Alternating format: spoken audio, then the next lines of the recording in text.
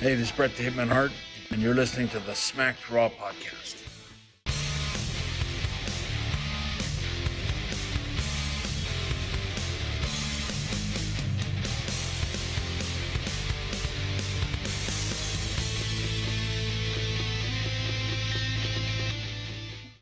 Welcome, everyone, to the Smack Raw podcast, Money in the Bank predictions episode. We are your hosts, SCS Vince and RN Aaron Real Petty.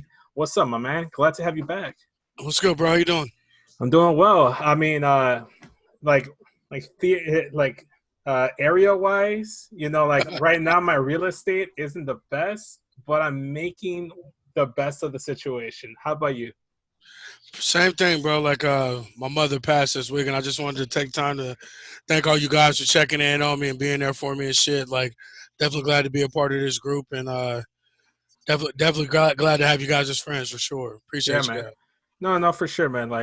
Whenever, we all consider you a friend, man, a really close friend at that we've bonded over this show, this podcast.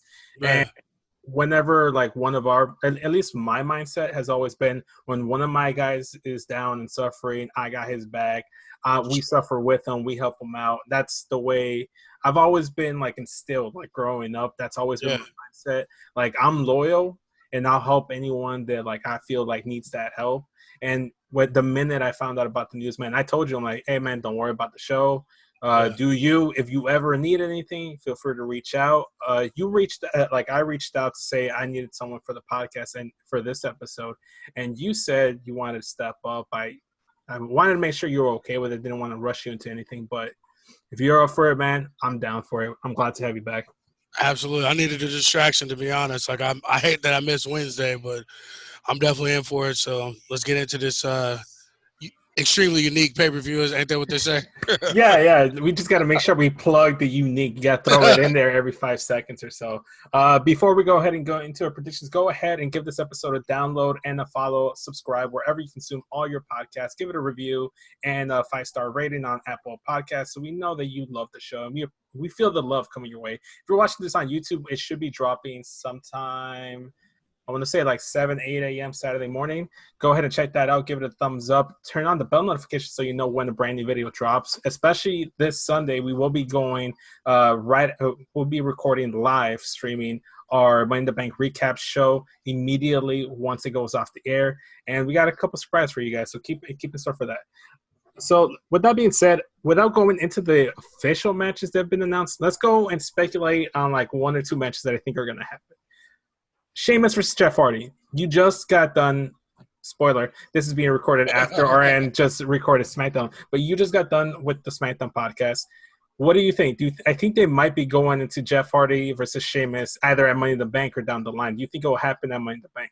That's what we were thinking, that it'd be one of those kind of quick little throw-in matches for the mid-card. So, yeah, that's what we talked about, actually. Yeah, that'll probably be one of the Money in the Bank matches, because as of right now, there's not too many matches announced right now, is it? No. So I got the card on here with me. Technically, the men's and the women's Money in the Bank match is one match altogether. Yeah. So that including that, it's 1, 2, 3, 4, 5 matches that have been announced so far. Oh yeah, there'll definitely be 2 or more matches. Yeah, for sure. So if this match does in fact take place, who do you think walks away with the victory? Fucking Jeff Hardy. I mean, they've proven time and time again that they fucking love his nuts in their mouth. That's not who I want to win. Don't take it that way. That's not who I want to win. But he just fucking dominated Sheamus. We talked about that on the recap. He 3 moves, beats the shit out of Sheamus, and that's it. Come on, bro. I don't understand what they see in Jeff Hardy. But clearly management thinks he's a bigger deal than what he really fucking is. So win for Jeff Hardy here. But I love what you guys were saying on the podcast as well. It's Sheamus was speaking truth. It's I love Jeff Hardy, and I'm all for a redemption story, but how many times are we going to tell the same story? Yeah. And Sheamus was spitting out truths. He was spitting out facts. So I'm going to say if this match does in fact happen at Money in the Bank, Sheamus is going to pick up the win. If Jeff does win, it's because Sheamus gets DQ'd. I hope Sheamus wins. I mean, that's yeah. I'm fucking done with Jeff Hardy. I've been done with Jeff Hardy this decade. Fuck off. All right. So let's move on to another match that we're going to speculate, see if it takes place. We had the Street Profits taking on the Viking Raiders in a non-title match on Raw. Viking Raiders won leading you to believe that they're gonna make a title match that justifies them being the number one contender, given that they pinned the champions. They could make it in Money in the Bank. They could just wait for a future like Raw or another pay-per-view. If this match does take place, Street Profits versus Viking Raiders, go ahead. What do you think wins that? My heart says Street Profits, but my head says Viking Raiders. I'm going to go ahead and say Street Profits because Viking Raiders have beaten Street Profits nonstop, and the story is that they can't beat the Viking Raiders, Street Profits, that is. And this could be the time where they say, you know what, we're going to get serious, because they were, and they took the match a little bit more seriously on Raw, but they still came out and cut a promo talking about, like, we want the smoke. It's like, just come out all serious, no nonsense, Lance Storm style, no gimmicks, no jokes. Just go out there, be serious for one moment, and take care of business. Maybe Bianca. I think that took their mojo away, bro. Yeah, maybe. Maybe Bianca comes out and she's the one that gives them the pep talk. I'm like, get your shit together. Yeah. You know. I'm hoping for a heel turn, to be honest. Nah, man, we've been seeing too many heel turns, man. We need to like pump the brakes on heel turns. Not everybody can be a heel at the same time, because then we're left with no baby faces. But you don't have it. Who's your heel tag teams on Raw now? Bingo. I'll get back to you on that one. Anyway, moving on to an official match. We'll go over to the SmackDown side. They have the SmackDown Tag Team Title Fatal 4-Way match. Doesn't say it's a ladder match. It looks like it's going to be a Fatal 4-Way match. But I'm interested to see are they going to do the thing where all 4 members are in the ring, like there's one representative of each team inside the match, and it becomes a Fatal 4-Way, or are they going to do it where there's only going to be 2 people in the ring, and for whatever reason, other people from other tag teams have to tag themselves in? You know what I'm talking about? It's either going to be 4 people. It's like that tornado shit. Yeah, where it's like, I hate that. I hate when they do that. Like 2 people in the ring, you can tag whoever you want.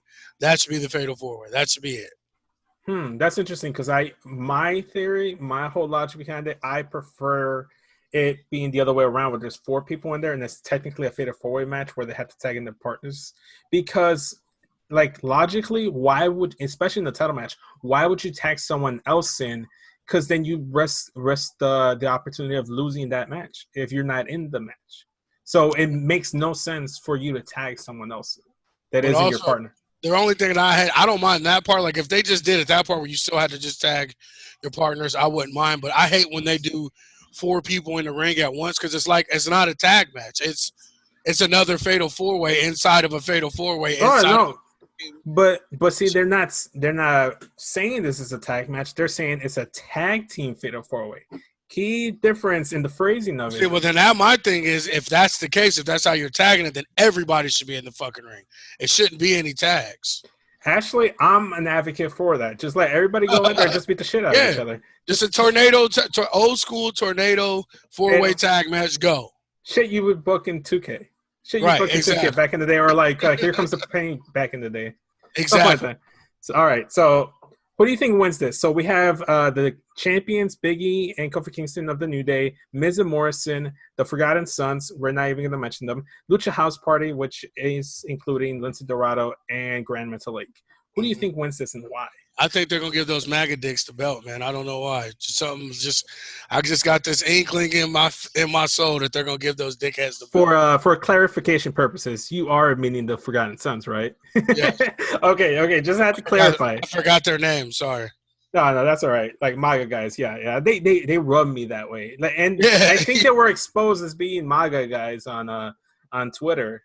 So I don't know. Me personally, I hope they just get taken out of the match early on and aren't like included much in it. I'm excited to see what Lucha House Party can do, because this is a tag team, and they do this. Like, remember, we always have this conversation they do this with African American athletes, with Black athletes, but they also do this with other minorities as well. If you're not like a stereotypical foreign heel gimmick, you're entertainer guy that's shucking and jiving. Yeah, and what are Lucha House Party? They come out with piñatas, maracas, the most stereotypical bullshit you can ever fucking think. All that shit.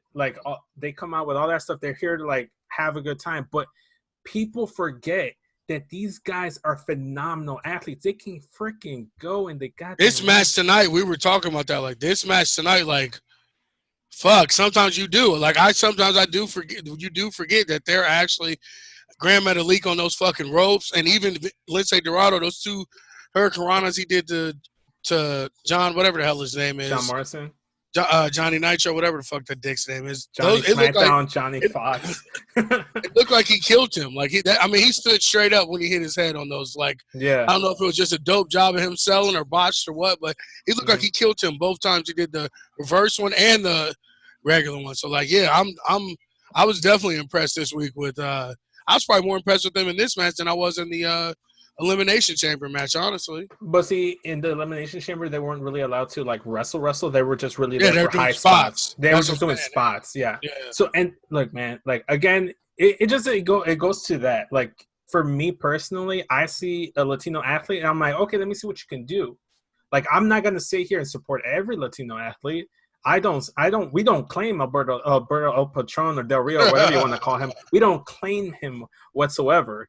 But if you're good in the ring and you have something, we like to support our own because there's not enough representation in WWE. Like, or in wrestling, period. There isn't. And then whenever we get some inkling of it, I just like to shove it down everybody's throats. That's just the way I operate. I don't think Lucha House Party will win here. I think they're going to be the team that most what's the word I'm looking for? Most impressed during this I think they're going to work, or I think they're going to be involved in a lot of the action. Yeah, so they're going to be the ones that look like they could win the match, right. But in the end, I think it's going to be New Day that retains. It makes perfect sense for them to retain. They can go and do a program with, I don't know, like a singles program with Forgotten Sons, because that looks like where they're going to go. That might just be a stopgap thing, and then they go and transition to something else. It's kind of weird, man, because right now the tag team division in SmackDown, we've already seen every combination there is to see. Besides the Forgotten Dicks. Yeah. Anyway, maybe they could, since they don't have anything for them, given that Sami Zayn's over there stuck in Canada, I believe I think that's the situation, is that he's not coming into work because of the whole pandemic. Mm-hmm. Given that Cesaro and Shinsuke don't got anything to do, make the Artist Collective, or 2/3 of the Artist Collective, tag team, and then have them go after the New Day. Shinsuke and Cesaro against the New Day would be a phenomenal combination. And the New Day, on their own podcast, have gone on to say that one of the favorite people they love Cesaro, and one of the favorite people they like to work with is Cesaro, whether that was with The Bar or with Tyson Kidd. They've always loved working with the guy. So I think it's going to be New Day, and maybe they transition to something with like another makeshift tag team, because WWE likes to do that recently. I hope it's New Day, but I just got a feeling that these MAGA dicks are going to get these belts, man. We'll see. Let's stick with SmackDown, though, and let's talk about the women's tag team, the women's title. We have Bayley defending her title against Tamina. It's Bayley, right? It's has to be. Yeah, come on. They did a great job of booking and building up Tamina. They have. This is probably like the best Tamina has looked since, I guess she was with like Team Bad, or she was like, because I don't think she had a singles run. I saw that Kyle on the podcast, he made allude to the fact that she's the longest active tenured wrestler with WWE that has yet to win the championship. Yeah. I don't think she's going to win this women's title. I think the story is still Bayley and Sasha, because they still talk about it on commentary. Love Tamina. And here's the thing. Props to both Sasha and Bayley, because they love Tamina, because they're out here making her look like a freaking beast. And you can tell they care. You can tell they care about her and what she looks like. They and they're dicks. If they don't want to give somebody something in the ring or on promos, they won't. And they don't.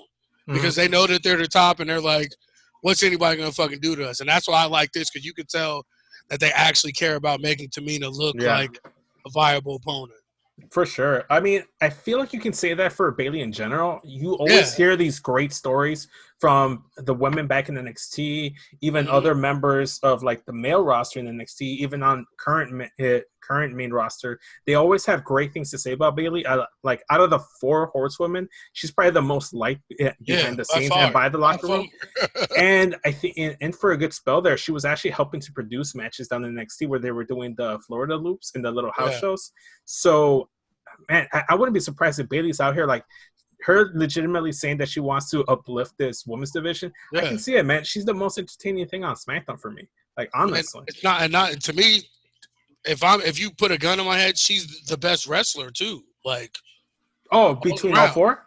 Between all four. And don't get me, Charlotte's a bigger star, but the best wrestler to me by far is Bayley. Like, all the way around. Besides her trash ass finish, but everything else, like, she's fucking dope. Like, right. Well, see, here the thing about Charlotte, I kind of compare her to like the old '90s Bulls teams, or like any like big championship, like the Miami Heat teams of the 2010s, where they go ahead and just like flip the switch or turn into another gear. They coast for the most part, but when it comes down to big time matches and big time pay-per-views, they step up and they always deliver. And that's what Charlotte is. She's missed WrestleMania for a reason, man. She hasn't had a bad match at WrestleMania, I don't think. And if she has, it hasn't been her fault. But that's the thing. To me, like, I love that, and I'm nothing against Charlotte. Like, she's probably one of my top 5 favorite wrestlers right now. Mm-hmm. But Bayley gives you that consistency. A Tuesday night in fucking Spokane to SummerSlam in LA. You know that you're going to get a decent to great match from her every single time out. You know that you're going to get a decent to good promo from her every time out. And you can tell that the difference between her and a lot of the women, including Charlotte, like, even though Charlotte is there, like, she's doing this for the love of her brother and her dad. Right. You can tell that Bayley's there because this is what she fucking loves. Like, it's in her heart and soul. Wrestling is there. Like, it's her number one fucking everything. And that's what I like about Bayley the most, is that you can tell she loves it. She wants to do it. She wants to be here. That's why I think she's the best out of all the 4 horsewomen, to be honest. For sure, man. Honestly, when this whole thing is said and done, I wouldn't be surprised if she's the main person running NXT once Triple H gets called up to run SmackDown. I was just thinking that. If not, she's the head women trainer, like taking Sarah Del Rey's place, something like that. Like, she's going to be involved backstage. Like, she loves the business too much, and she's too dope at it for them not to give her something else. I feel like we're slowly going to get to that point where she's going to get to the same respect level that the other women get, because Sasha, for early on, got there. Becky right now is the top draw. Charlotte consistently has been booked as like the top face of the women's division, and Bayley has always felt like she's slowly coming, or she's always teetering there. She needed this heel turn. She needed it badly. And here's the thing, man, she's thriving in it. But let's move on to someone who isn't thriving as champion, Braun Strowman. He's going to be defending against Bray Wyatt, not The Fiend, which is an important detail that we need to add. It's against Bray Wyatt, Mr. Rogers Bray Wyatt. He's defending the title. I don't know if you heard on the podcast, but I can honestly say this is one of Bray's better fucking promos. As much as I hate that fucker, as much as I shit on him, like, this Braun, you mean? Braun, I'm sorry. Yeah. This is the type of promo I want for him. Get in, get the fuck out, mic drop, go. Like, you don't need to have him making explanations. He doesn't need a 5 to 10 minute promo. Right. If he's your big bad guy, your number one ace, you know where he is. Get him in there. Let him say, I'm coming to kick your ass. I don't even care if he does and all that yelling and shit. That's fine, too, as long as he's just saying, this is what I'm going to do to you at this pay-per-view. And that's it. Mic drop and go. The thing that I don't like about Braun currently is that he tries to come off as like a relatable, like, baby face. Yes. That's what I'm saying. Like, and stop. It's like, bro, you like a giant, like a tall, giant white guy. I can't relate to you. You can't relate to me. And honestly, he's been rubbing me the wrong way for the longest of time, honestly. And I'm you know completely over it. What pisses me off is, like, it's the same thing that I have. Like, yes, I hate Braun Strowman, but whatever the hell the real guy is that you got to see on that documentary where they went back, where they came from and all that, and like on Twitter and stuff, like, it's the same thing with Roman Reigns. That he really is funny. He really is relatable when he's being himself, not the character Braun Strowman. Right. So whatever this bullshit that they write from, having them screaming and shit, let them get these hands and all that, stop. Just let these guys go. Like, this is the perfect time to do it, where there's no one in the crowd. There's no one to really tell you anything. We just need content. Give everybody the mic. Rip up these fucking bullet points and all this stuff. Toss a motherfucker mic and say, go sink or swim. All right. But I see where you're coming from. I agree with you, man. But let's move on and actually make a pick here. And who do you have here and why? If it's just Bray, not the Fiend, I'm picking Braun. Okay. Because I saw you guys on the SmackDown recap. Yeah. You guys should go ahead and check that out. RN killed it, and everybody else, Sebastian and Kyle, they crushed it. But you guys were mentioning that maybe like mid-match, the Fiend will be replacing Bray I was Wyatt. Kyle saying that shit, not me. I don't think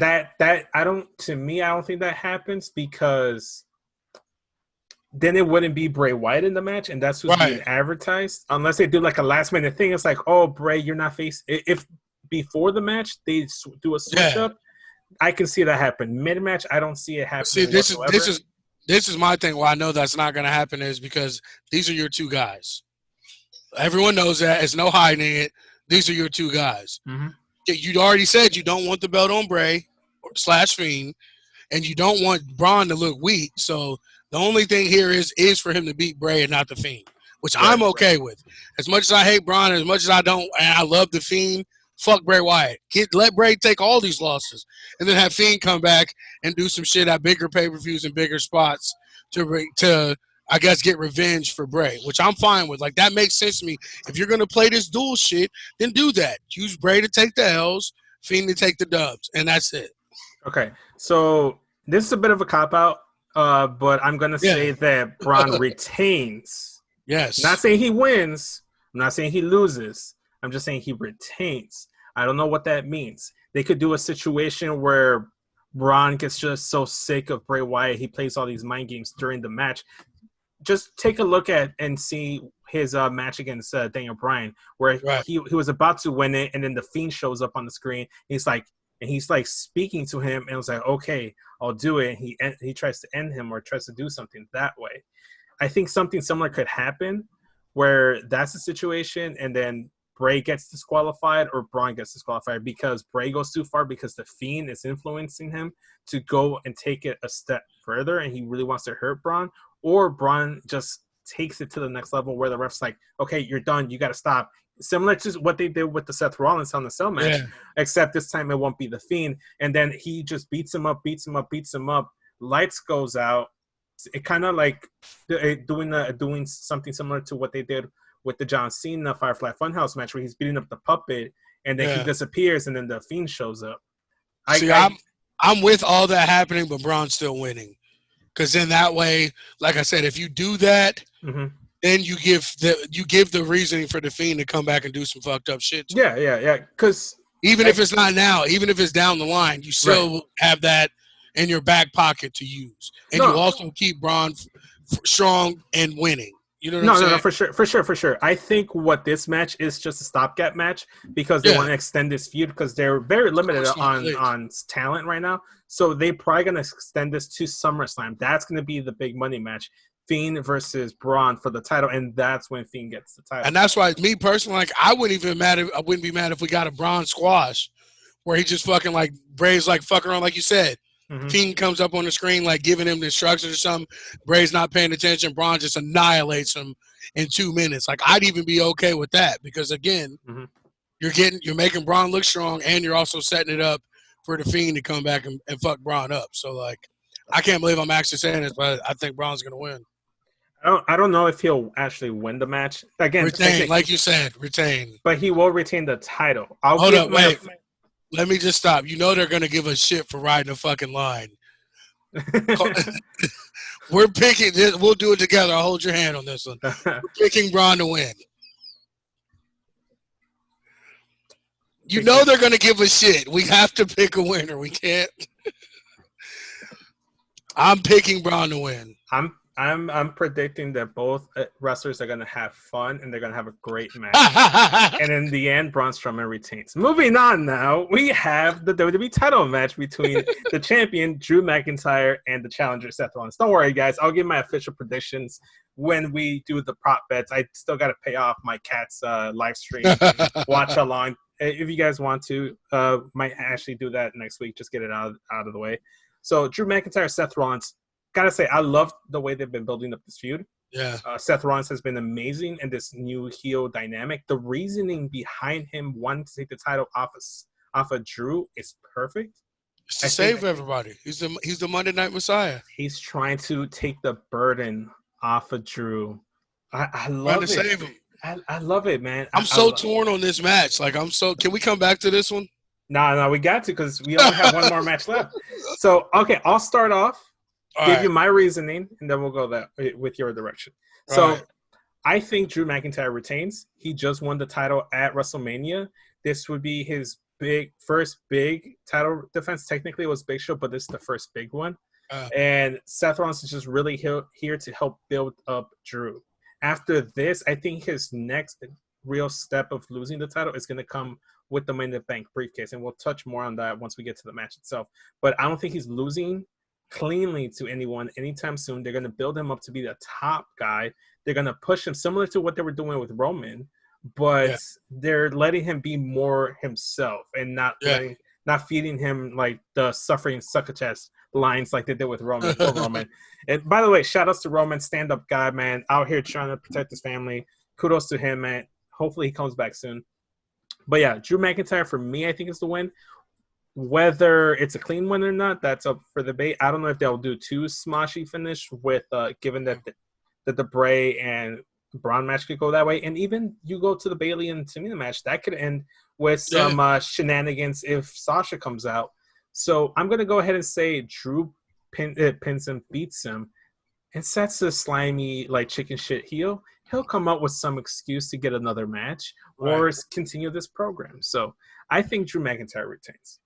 I do too. Like, anybody knows to watch our Raw recap when I'm on there. Like, my two guys on Raw are Drew and Austin Theory. So, but Seth Rollins has just like captivated me so much with his heel work. Like, I don't know why they always keep trying to push that babyface shit on him, because he is a natural chicken shit.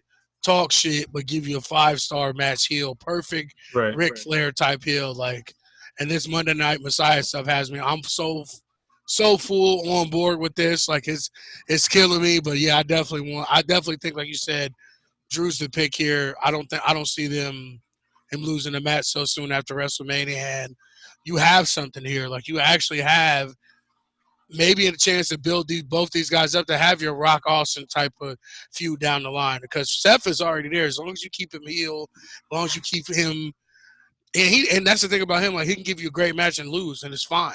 But I think now is the time that if you got, especially if you're going to be done with Brock or not using him as much, you have somebody here that's just as big as Brock, just as athletic as Brock, just as strong, and better on the mic.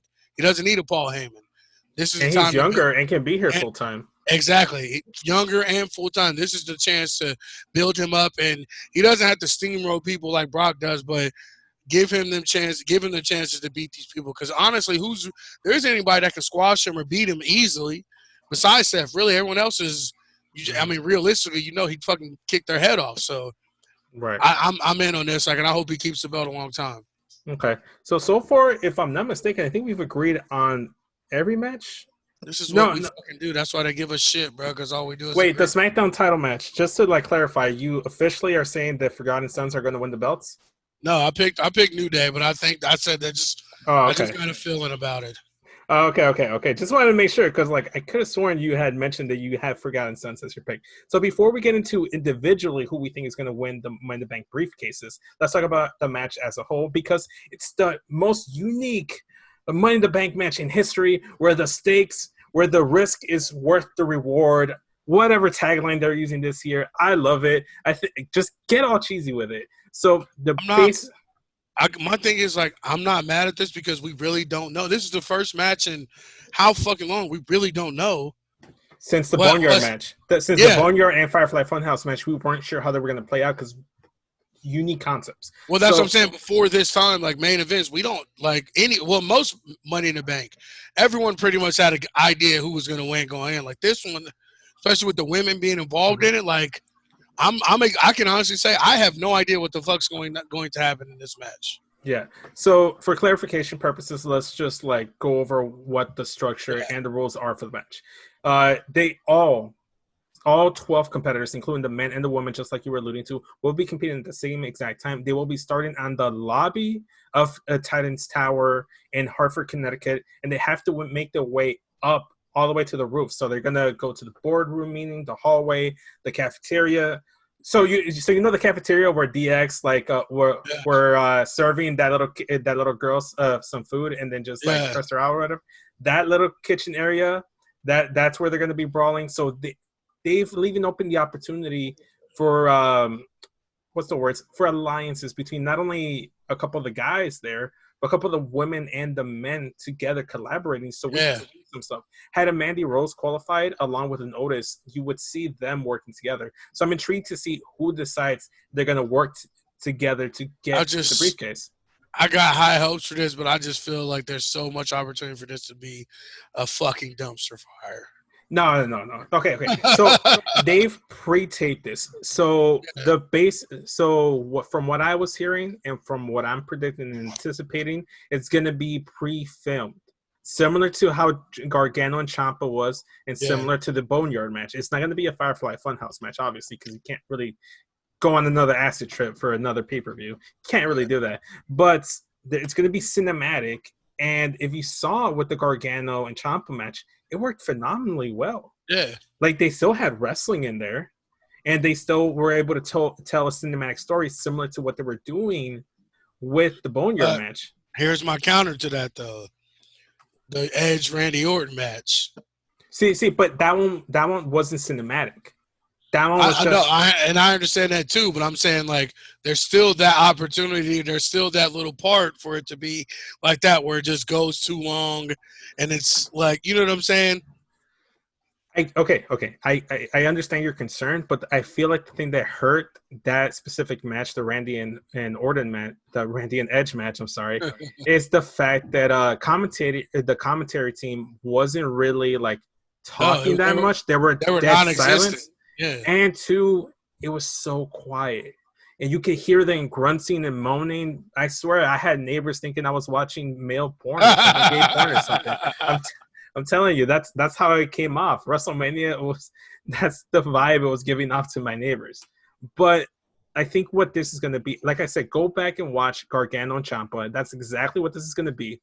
So going back to the actual rules and structure of the match, they're going to make their way all the way to the roof of the building.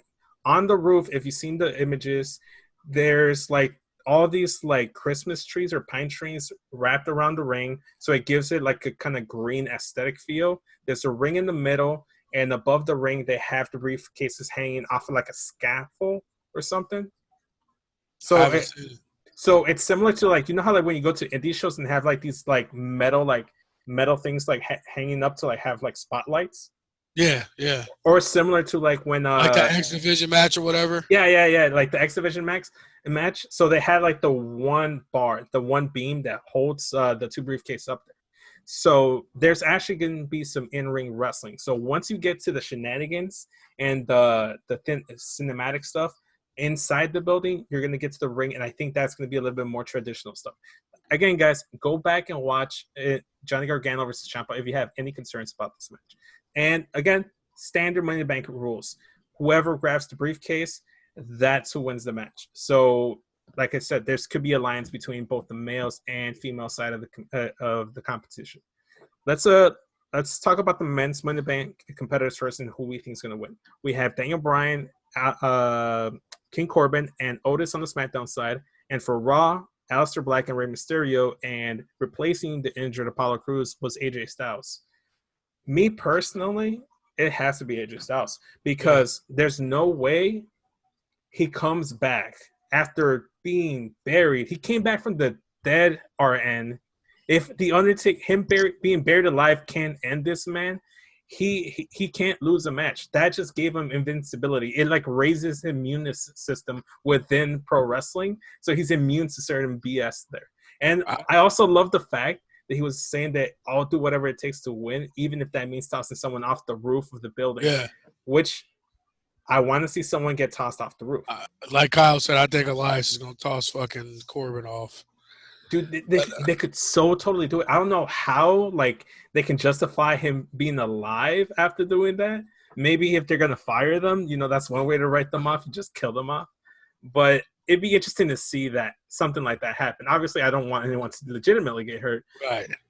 But that's my reasoning for AJ Styles. He just came back. He just recently got announced. He's the biggest name in that match that isn't Daniel Bryan. The title picture right now, I feel like it's stuck between the Bray Wyatt and Braun Strowman. On Raw, they're really building up Drew, like I was saying.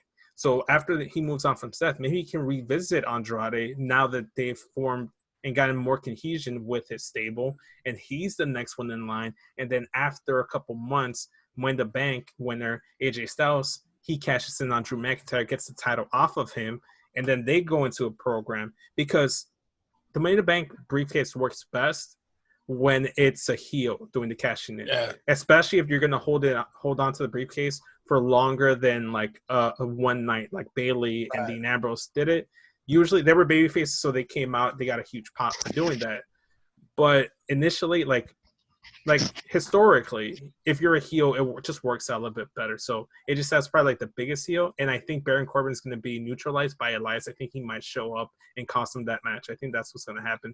So plus, he stood tall. He stood tall on top of the ladder. Like, go home show rules. If you stand tall on the go home show, you're probably going to lose on the pay-per-view. I thought that Corbin was going to win this the entire time until AJ Styles, until Monday. I'm firmly behind AJ Styles. I think AJ Styles is going to win this for sure. We agreeing again, Arnon? But I mean, it's, you know what? I'm changing it up. I got Aleister Black. Just because if it's not AJ Styles, Aleister Black is my second runner-up to win that match. That's who my heart wants to win. Like, that's who my heart wants to win. But okay. I think AJ, like you said, coming back from everything with The Undertaker and all that shit, like the whole point of doing something with The Undertaker is to give you the rub to boost you up to the next level. So what's the next level now? True. Also, like, either one of them can win the briefcase and they go into a feud with that, or neither of them can win the briefcase, because if you saw, AJ Styles specifically called out Rey Mysterio and Aleister Black as two names he would toss off the building.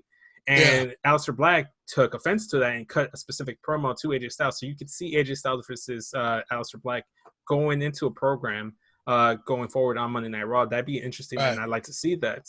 So they could do something where neither of them win it. You don't know, man. Maybe Otis. The way Vince McMahon's high on Otis, he might just win the whole goddamn thing. Well, my thing is they can still do that even with him winning it. True. Very true. So going back to the picks, you have officially AJ Styles. I'm officially changing it. I'm retracting my initial pick and going with Aleister Black. I think he'd be perfect, especially if he busts out that like dark fancy suit like he did in his promo. He makes the briefcase all black. Fire. Just all black. Totally pull it off. I think he totally pull it off. In movies and like TV shows, you see a lot of like representation of like the devil or like how he would look in human form, and he's usually like a nice suit. He's well dressed, and Aleister Black looks evil, so he's the embodiment of evil, you know. So for me, I think he'd be perfect in that kind of look. We'll see, man. We'll see what happens. I personally got Aleister Black. Also, too, I'm trying to score some brownie points with Matt. You know, I know he's an Aleister guy, so we voted Aleister Black. We eliminated him in the first round in the March Madness podcast. So I just want to like make it up, you know, just show him that we do love Aleister over here on the Smack Raw podcast side. Let's move on to the women's side of things. We have Shayna Baszler, Nia Jax, and Asuka for the Raw side, and Dana Brooke and Lacey Evans and Carmella on the SmackDown side. SmackDown decided we're going to send all the blondes, and that's their entire thematic thing for sending people into that Money in the Bank briefcase. Naomi, why aren't you in here? Is my big question. Fucking Dana Brooke. Like, I hate these people. I hate them. Dana Brooke, I don't mind. Lacey Evans, I don't stand. Dana Brooke beat fucking Naomi to get in. Yeah, I know, but I'm not gonna hold that over on Dana. You know, I'm happy for Dana. Hopefully she does. I'm not holding that over her because I know that's not her decision. I'm just holding the fact that she's ass. That's her fault. All right, but I mean, to each his own. I mean, you can't like everybody. We try to keep it straightforward on the podcast. So let me ask you this. Can we eliminate the SmackDown women here? I don't think anyone from SmackDown's winning this match. Man, fuck SmackDown, bro. Their women are – oh, God. Just stop. Honestly, other than Naomi, Bayley, and Sasha, and Tamina recently, I'm not. Or no. You know what? No, I retract all my statement. It's just like the women in this specific match, I'm not invested in. Because I was about to go down the line, but I'm like, no, Sonya and Mandy are kind of doing some interesting story there. I like what they're doing. They're wrapped up in their feud. All the women that are doing interesting stuff are not in this match. Exactly. So all the interesting women aren't in the match. So that's the point.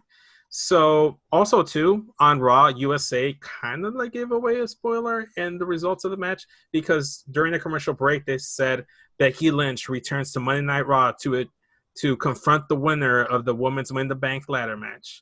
Find out next Monday on Monday Night Raw. So who was it for Raw? Again, I forgot who was it. Asuka. Who was it? Asuka, Shayna, and Nia. Oh, fuck. I feel like all three have a fair claim to win that briefcase. I think this one is the one that I'm least sure about. I'm picking Shayna. We don't even need to talk about this, bro. All right. Can we agree that we both don't want Nia to win it, though? Yes, fuck Nia. She's, oh, God. And, like, I genuinely like her, but, like, I don't know if it's just the internet finally like beating me down and fucking like corrupting me, but like it literally looks like she's killing people every fucking match. Right. It's not a good look. Personally, I think you reward Asuka. I think other than like Bayley and Sasha, she's been one of the person on the entire company that's been a workhorse. She's been on Main Event. She's been on SmackDown. She's been on Raw. One SmackDown or Raw like this entire like quarantine run. Well, see, they couldn't really have her on SmackDown after she lost the title. So since she lost the title, because she was the tag champion, so she was able to jump shows. So I think you reward her. She's been killing it. She's perfect. And the one thing you want with Money in the Bank, you want a conniving heel that's gonna like be sneaky and methodical about his like cashing in. But you also want someone that's entertaining. Right. There's no one more entertaining in WWE right now than Asuka. I think she'd be perfect. I think she's the best person there, and it'd be a nice redemption story. You can make it a thing where, like, Asuka and Becky, they just go left and right, back and forth. They're so even with each other. It just depends on that given night who wins. Because Asuka has wins over Becky. Becky now has a win over Asuka. I would love to see this be like Edge John Cena, like it was back in the early 2000s.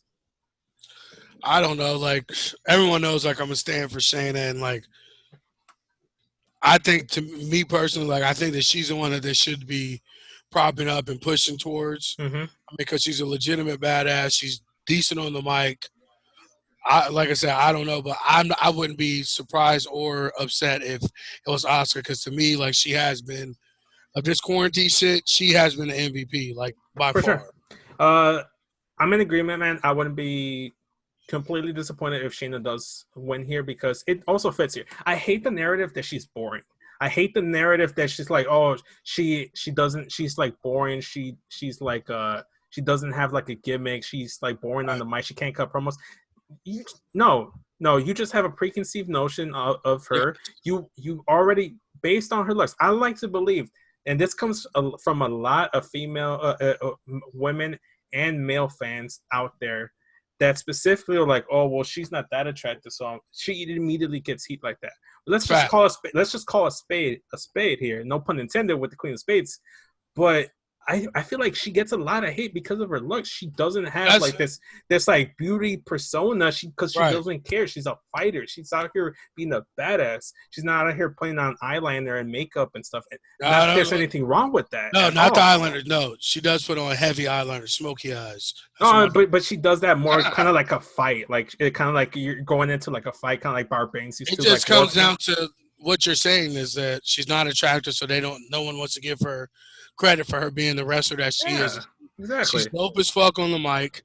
Her fighting style is the most realistic out of maybe any wrestler, not just women, any wrestler on the fucking roster. You can put her in there. She can match styles with anybody. She can do power. She can do submissions. She can sell. She can do anything you need her to do. Like, I don't understand, like, fuck Nia Jax. Sorry. Fuck Nia Jax. Asuka, I can fuck with. Like, I think that's my dream match is Asuka versus Shayna. Like, the kicks and fucking strikes in that, like, oh my God. They're going to beat the shit out of each other. I've been wanting to see that match ever since Asuka was the dominant women's champion on NXT, and then Shayna follows suit right afterwards. I would love to see that match going.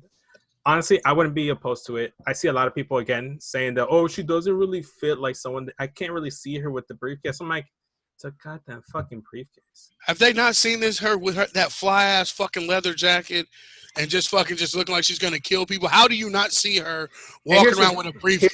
Here's the thing. It's not the men's briefcase because the guy's briefcase is the fucking bright green one, and the women have a beautiful briefcase because they have the white one with like the gold silhouette outlining, and then you have the green in the middle. It's perfect, freaking perfect. Maybe like you said, and that's the thing that kills me because it's the opposite for Mandy. She's too fucking beautiful, so nobody gives her credit for how good she really is in the ring, and her being able to sprout her wings and be different characters and shit. And then it's down the other side. She's versatile too, showing that she could be a babyface as well, or a heel. Exactly, and it's the same thing for Shayna. She's not beautiful enough, so she doesn't get credit. That's how fucking retarded wrestling fans are. Yeah. I said it. I don't care. At me. I said the word. Wrestling fans are retarded and slightly racist. Not slightly, extremely racist. At me, bitch. Fair point. Well, the one thing I will say is that I'll go ahead and be the first one to say that I didn't believe in Mandy Rose initially. I saw that she had a good look. Once she got to the finals and Tough Enough, I felt like she should have won the whole damn thing, but I wasn't sold on her as a wrestler just yet because she did give off like a Divas era vibe where some of them, not everyone in the Divas era, but some of the Divas era only really cared about being on TV, getting a paycheck, and then using WWE to catapult them to like being other things. Eva Marie. So that's what I felt it was. I thought it was the Eva Marie syndrome. She just came out right after Eva Marie, and she teamed with Eva Marie for a good spell there. So that's what I was getting at. But the more she's been in the ring, the more I got to see her, the more I appreciate her, the more I like her, and the more legit she is. And I'm sorry that I didn't see this beforehand. I will admit that I fell for that too. So I'm officially saying Asuka. So you're officially saying Shayna, right? Yeah, not just a heart pick. Like I think Asuka is going to be the one to take this, but I'm gonna ride with Shayna. We'll see, man. We'll see. I just hope it's not 9. But with that being said, that's the entire matches. If there's brand new matches that gets added, sorry, we recorded this Friday night. We're trying to get this up as soon as possible. We were supposed to record it sooner. What can you do? What can you do? If there are more matches, we will be updating our predictions. We do our punishment predictions for our stuff going forward. And I do need to come up with a punishment for you and Kyle because you guys did lose. I want to say it was either what was the pay-per-view after Royal Rumble? Elimination Chamber. I think that's what you guys lost. So I don't think I lost. I think I was second to last. No, you tied with Kyle. So by default, So by default, you both lose. Fuck. All right. Which is funny because I tied with Kevin and he's not being punished and I have to watch Cats, so that's happening. But with that being said, guys, that's our predictions for Money in the Bank. Tune in Sunday night right after the show. We will be going live. Use the hashtag SmackRaw to send us any questions. SmackNXT to send us any NXT specific questions. Me and our end will address that along with our third co-star, Jay Thunder. He should be back next week. Hopefully, fingers crossed. Hopefully, we get a full team. And go ahead and give this episode a download, subscribe wherever you consume all your podcasts and video podcasts on YouTube, all the cheap plugs, all the way. I'm excited for Money in the Bank. It's going to be interesting nonetheless. Should be good. I'm going to DVR The Last Dance, and I'm going to watch it immediately after the podcast. I'm going to pull an all-nighter just to finish those episodes, 7 or 8? Yeah, and then shit, I forgot all about that. Yeah, I'm gonna have to DVR too. Yeah, I'm a DVR that. I'm gonna mute a bunch of stuff so it doesn't get spoiled on my timeline because my timeline has become a mixture of basketball and wrestling topics. So got to make sure nothing gets spoiled. But with that being said, I don't want to let this podcast run a little bit too long. Catch us on Sunday. Who do you think is gonna win at Money in the Bank? Leave us your replies and predictions in the comment section down below. Tweet us your predictions. We'll make a game out of it. We'll see what happens. And also let us know. Do pineapples belong on pizzas? Because I've genuinely been wondering that question. A lot of people saying otherwise. Yes. I say they don't. Maybe we'll do a poll. Do pineapples belong on pizzas? Let us know, guys. We'll catch you next week for more NXT, and we'll see you Sunday for Money in the Bank recap. Later, y'all. Later,